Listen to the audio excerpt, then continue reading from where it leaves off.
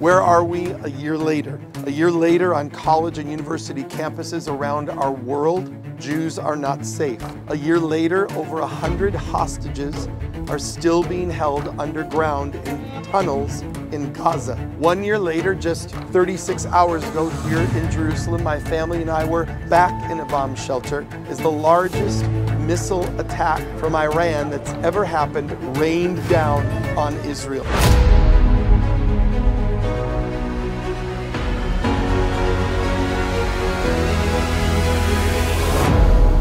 Hi, this is Bishop Robert Stearns. I'm live in Jerusalem with your Israel Frontline update. It's 1 year since the October 7th massacre. 1 year ago, my family and I were here in Jerusalem and we were awakened to the sounds of the sirens and people rushing to the bomb shelter.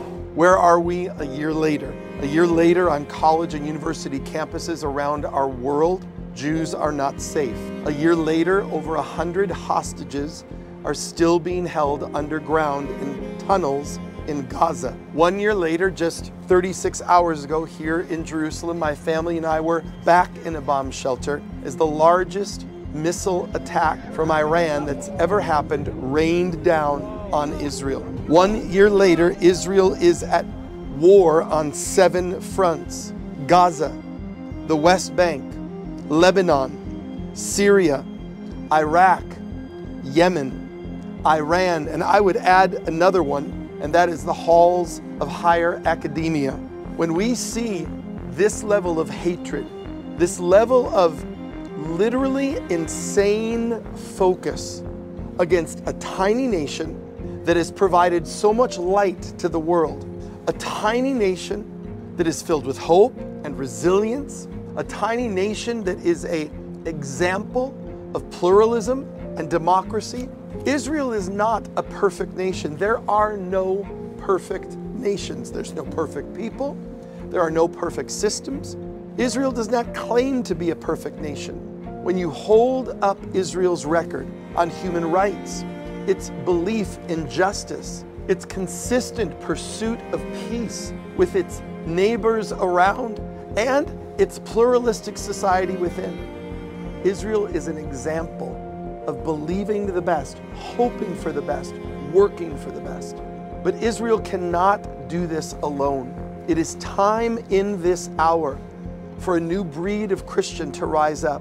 And that is why we come, trip after trip, good days and bad days, because it's necessary that the Christian church align itself with the family and the land of our Messiah, of Jesus. It's utterly important. There have been an increase of anti-Semitic attacks all around the world. This week in California, a man who shot 2 Jewish men in Los Angeles has been sentenced to prison. There's an increase of hate crimes happening in America and around the world.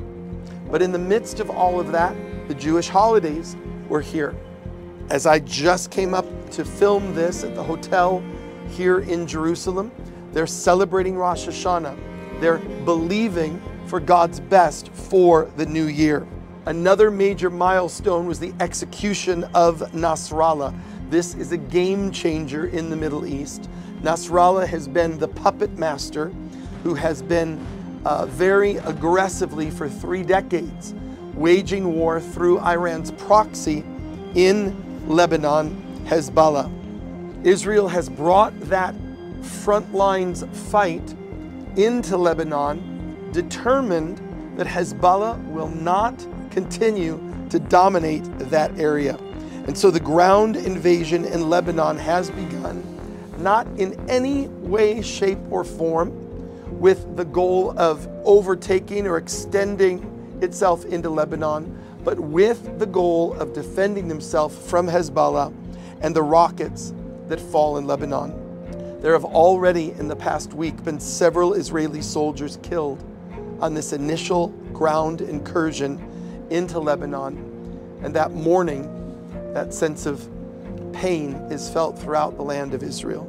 I want to say to you today, what happens in this city, what happens right behind where I'm standing, the Temple Mount area, impacts your world whether you realize it or not. This tiny piece of land, the epicenter of humanity, all of the ideologies, all of the religious thoughts, all of the determinations of what we really believe as a human race, they are somehow filtered through this tiny place. Humanity faces a question. How are we going to face the future? Are we going to maintain a sense of the dignity of every human being? Christian, Muslim, Jew, Buddhist, Hindu, all of the various religions, ethnicities, makeups of the human family, Israel struggles valiantly to give honor and dignity and worth to every human being. If you are one, like so many, who fill my pages with hate-filled comments, who fill my pages with attacks, and you don't do the work of being here on the ground and seeing for yourself. I drove here today with an Arab taxi driver who was rejoicing at the death of Nasrallah and Israel's decision to fight against Hezbollah and Lebanon.